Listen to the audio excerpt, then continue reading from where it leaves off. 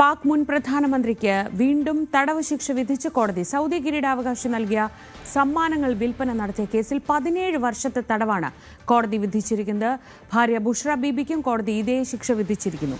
മറ്റ് രാജ്യങ്ങളിൽ നിന്ന് ലഭിച്ച അമൂല്യ വസ്തുക്കൾ വിൽപ്പന നടത്തിയ കേസിൽ നിലവിൽ അഴിയെണ്ണുമ്പോഴാണ് അടുത്ത നടപടി.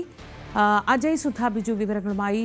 അജയ്, ഇമ്രാൻഖാന് നിലവിൽ തന്നെ ജയിലിൽ കഴിയാൻ ആവശ്യത്തിനുള്ള ശിക്ഷ വിധിച്ചിട്ടുണ്ട്. അതിനു പുറമെയാണ് ഇപ്പോൾ ഒരു 17 വർഷത്തെ ശിക്ഷ കൂടി ഇപ്പോൾ വിധിച്ചിരിക്കുന്നത്. ശ്രീജ, ഈ ഇമ്രാൻഖാന്റെ ജയിൽവാസം അതൊരു എടുത്തു പറയേണ്ട ഒരു സംഗതി തന്നെയാണ്. കാര്യം അദ്ദേഹം പല കേസുകളിലും അദ്ദേഹത്തെ കോടതി കുറ്റവിമുക്തനാക്കുമ്പോൾ മറ്റേതെങ്കിലും കേസ് ചുമത്തി അദ്ദേഹത്തിന് കൂടുതൽ വർഷം കൂടി ശിക്ഷ വിധിക്കുന്ന ഒരു നടപടിയാണ് പല സമയങ്ങളിലായി പാകിസ്ഥാൻ സർക്കാർ സ്വീകരിച്ചു വരുന്നത്.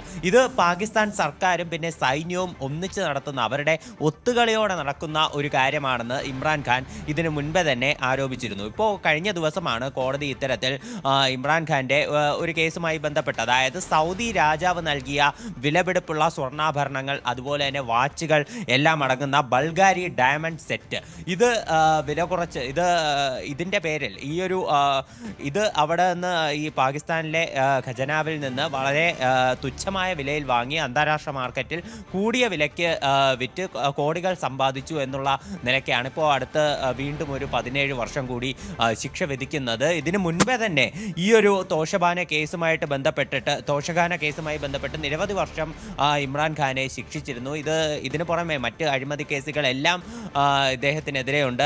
ഇമ്രാൻഖാനും അദ്ദേഹത്തിൻ്റെ ഭാര്യയായിട്ടുള്ള ബുഷ്ര ബീവിക്കെതിരെയുമാണ് നിലവിൽ നടപടി സ്വീകരിച്ചിട്ടുള്ളത്. 2021 സൗദി രാജാവ് ഇത്തരത്തിൽ ഈ ആഭരണങ്ങളും പിന്നെ വാച്ചുകളും അടങ്ങിയ വിലപിടിപ്പുള്ള ബൾഗാരി സെറ്റ് ഇമ്രാൻഖാന് നൽകുന്നത്. അപ്പോൾ ഇത് അന്താരാഷ്ട്ര മാർക്കറ്റിൽ ഏതാണ്ട് $80 ബില്യൺ വിലമതിക്കുന്ന ആഭരണങ്ങളും പിന്നെ വാച്ചുകളും എല്ലാമായിരുന്നു. ഇത് ഈ പറയുന്ന ഈ പാകിസ്ഥാന്റെ ഖജനാവിൽ നിന്ന് ഏറെക്കുറെ ഈ 80 മില്യൺ വിലയുള്ള സാധനങ്ങൾ വെറും 2.9 മില്യൺ മാത്രം നൽകി ഇമ്രാൻഖാൻ സ്വന്തമാക്കുകയും അത് അന്താരാഷ്ട്ര മാർക്കറ്റിൽ കൂടുതൽ വിലയ്ക്ക് മറിച്ചു വിൽക്കുകയും ചെയ്തു എന്നുള്ളതാണ് നിലവിലുള്ള ആരോപണം. ഇത് പാകിസ്ഥാനിലുള്ള ഈ സംവിധാനം അനുസരിച്ച് പാകിസ്ഥാനിലുള്ള ഭരണാധികാരിക്ക് ലഭിക്കുന്ന സമ്മാനങ്ങൾ അത് പാകിസ്ഥാനിലുള്ള ഖജനാവിലായിരിക്കും സൂക്ഷിക്കുക.